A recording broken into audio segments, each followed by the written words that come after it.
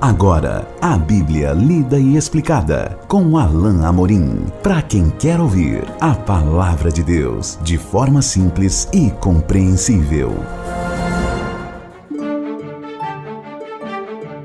Olá, querido ouvinte, querida ouvinte, estamos de volta com o programa A Bíblia Lida e Explicada. Eu sou o pastor Alain Amorim. Nós continuamos o nosso estudo no Evangelho de Lucas, capítulo 2, caminhando para o final desse capítulo, penúltimo trecho. Hoje estudaremos juntos os versos 36 ao versículo 40. Diz assim então a bendita palavra de Deus. Havia uma profetisa chamada Ana, filha de Fanuel, da tribo de Aser, avançada em dias, que vivera com seu marido 7 anos, desde que se casara, e que era viúva de 84 anos. Esta não deixava o templo, mas adorava noite e dia em jejuns e orações. E, chegando naquela hora, dava graças a Deus e falava a respeito do menino a todos os que esperavam a redenção de Jerusalém. Cumpridas todas as ordenanças segundo a lei do Senhor, voltaram para a Galiléia, para a sua cidade de Nazaré. Crescia o menino e se fortalecia, enchendo-se de sabedoria, e a graça de Deus estava sobre ele. Como é característico de Lucas, o evangelista, ele enfatiza, e nós veremos isso diversas vezes ao longo do nosso estudo do Evangelho, ele enfatiza o ministério, o papel das mulheres. As mulheres têm um papel especial no ministério de Jesus e elas têm um foco especial no olhar de Lucas. Aliás, Lucas tem um olhar especial para os menos favorecidos. As mulheres naquele tempo eram menos favorecidas, elas às vezes eram discriminadas, até mesmo no seio dos judeus, elas eram desprezadas, mas como é realmente correto pensar, Jesus tem um olhar especial para elas, porque elas são especiais para Deus. As mulheres são especiais para o Senhor, e isso é percebido e retratado por Lucas. Aqueles menos favorecidos, os marginalizados, aqueles que eram os últimos da fila, aqueles que não eram escolhidos com facilidade, com frequência, eles tinham um olhar especial do Senhor Jesus e tinham um olhar especial de Lucas. Por isso ele diz aqui, havia uma profetisa chamada Ana, filha de Fanuel, da tribo de Aser. Ele traz aqui a descendência dela para que ficasse comprovado que ela estava ali verdadeiramente, e que ela testemunhou tudo isso que aconteceu aqui. Ela era avançada em dias, ela era uma senhora, uma idosa, que vivera com seu marido 7 anos desde que se casara, e que era viúva de 84 anos. Nós não sabemos com precisão se a idade era 84 anos ou se ela estava viúva há 84 anos. Mas o fato é que ela era bastante idosa. Mas mais que isso, o Lucas mais uma vez retrata que era uma serva fiel de Deus, assim como o homem justo e piedoso que era Simeão, assim como o próprio retrato dos pais de Jesus. Lucas sempre frisa o fato de que esses eram servos e servas fiéis do Senhor, e por isso eles são testemunhas também desse momento extraordinário na história da humanidade.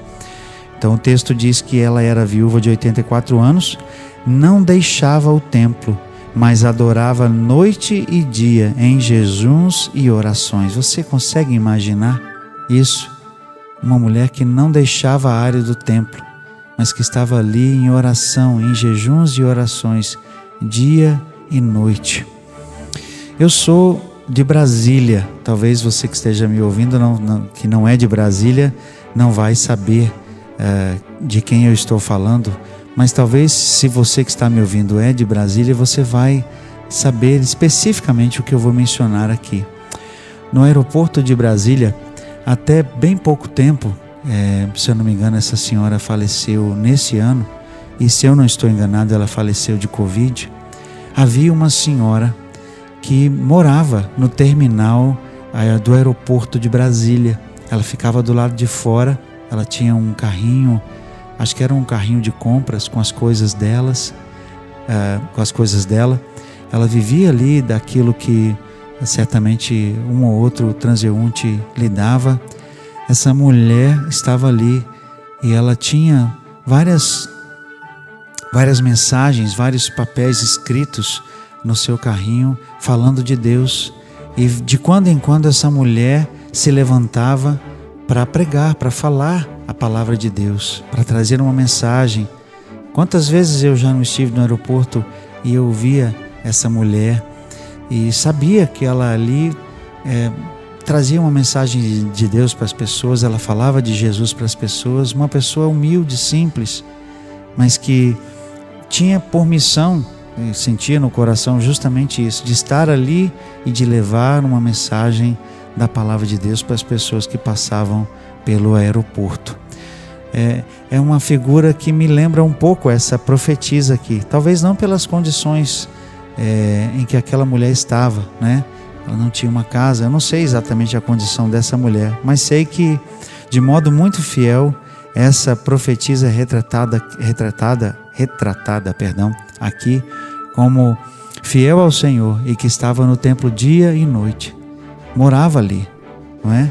E ela estava, como o texto diz, aguardando, ela estava aguardando certamente a consolação, a redenção, ela esperava, né?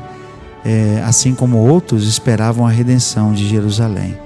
Veja que essa não deixava o templo, adorava noite e dia, e chegando naquela hora dava graças a Deus e falava a respeito do menino a todos os que esperavam a redenção de Jerusalém.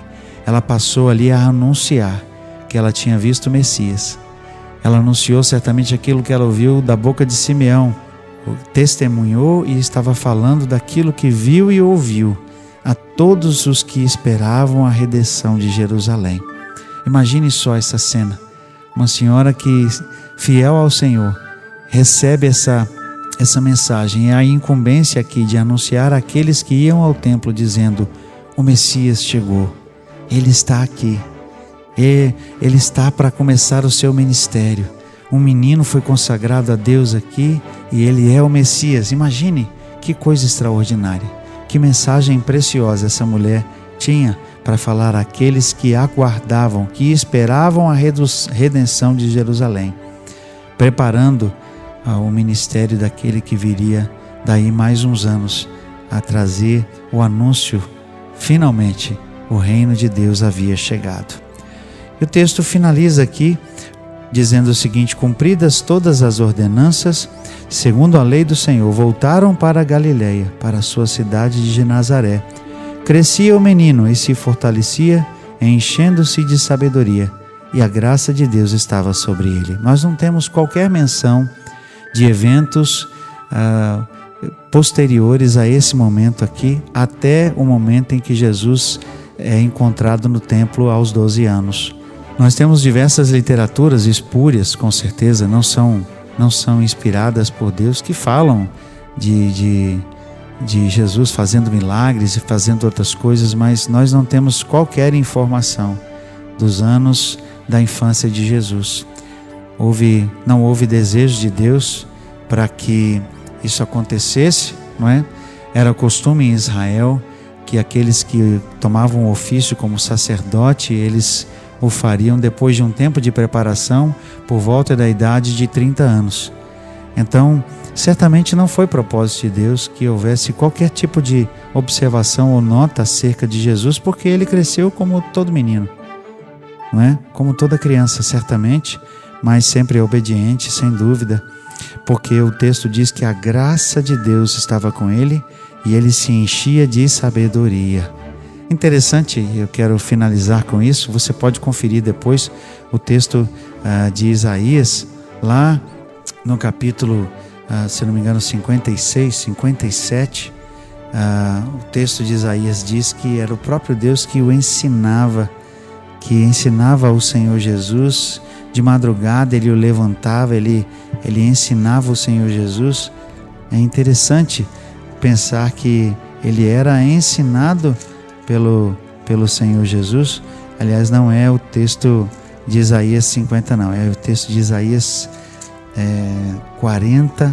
Eu estou tentando ver aqui rapidamente. É o texto de Isaías, capítulo... agora me fugiu esse capítulo, perdão, meu querido ouvinte, minha querida ouvinte. Depois eu vou anotar isso e vou trazer para vocês de volta no nosso próximo encontro. Eu prometo, tá bom? Nós vamos no próximo encontro falar sobre isso novamente. E até lá então, que Deus abençoe a sua vida. Acesse agora nossa plataforma e baixe os podcasts www.rede316.com.br. A Bíblia lida e explicada com Alain Amorim.